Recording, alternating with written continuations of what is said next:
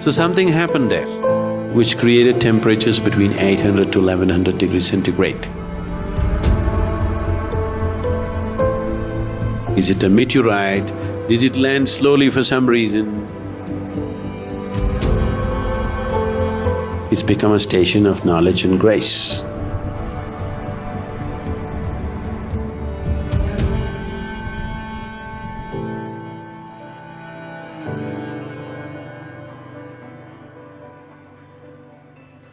So if you look at this whole setup, the geological setup around it, you see what is called as a conglomerate of mass, which is like concrete, which has all pebbles molded into some molten earth.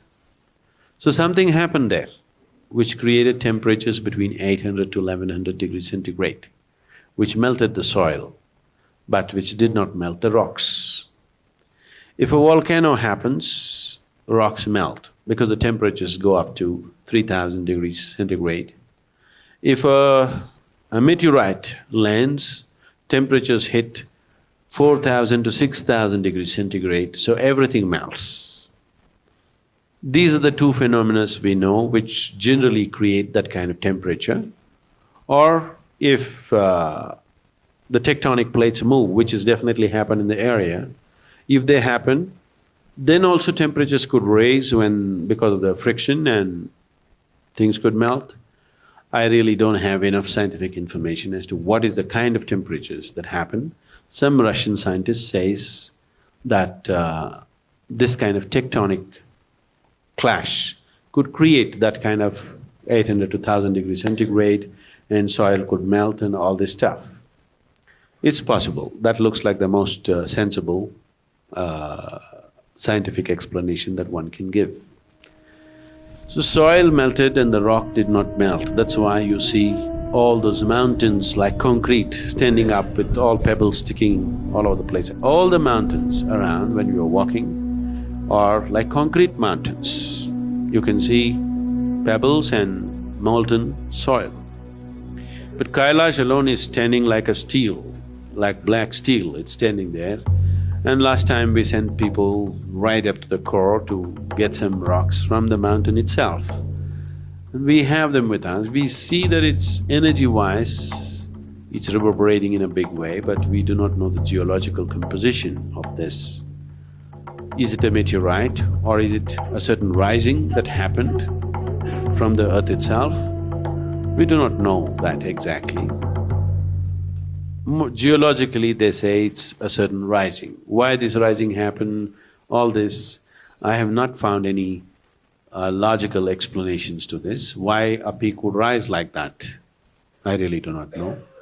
If it's because of tectonic movement, it should have been of one kind, like you find the Indian Himalayas, it's of one kind, it has peaks, but it's of one kind.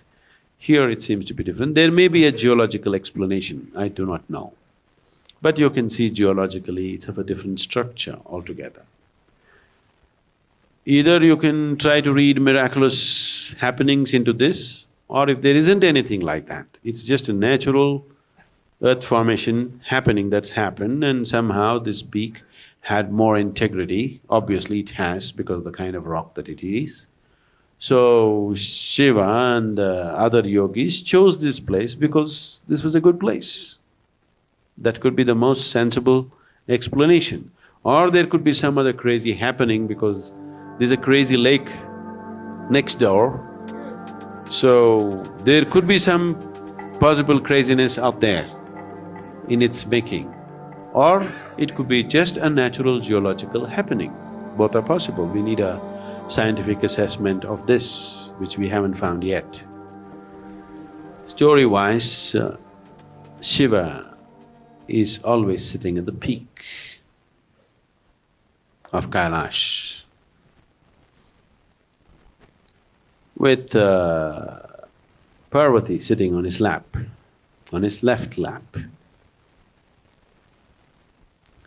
This is all you need to understand this. This is a story which is trying to narrate a certain dimension of life.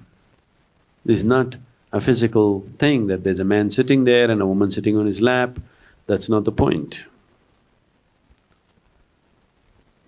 How life is made, that's how the story is. The science of life expressed in a story form, a dialectical expression of life. So, he's sitting on this peak constantly. Unless he goes to his original Kailash, sometimes he goes away, only then he's missing, otherwise he's always sitting there. So Kailash is his original abode. This is his visiting Kailash.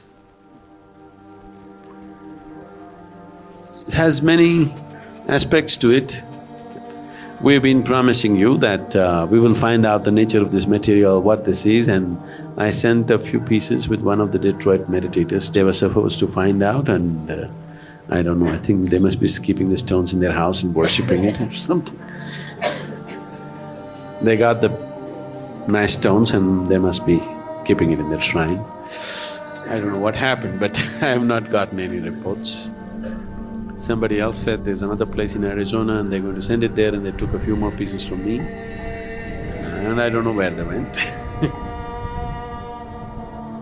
So, apart from this, the significance of the mountain for us is not its nature, how it happened, however it has happened. Is it a meteorite? Did it land slowly for some reason and all this kind of stuff? Maybe it's just a natural happening, but for us the significance is right now what it has become a station for.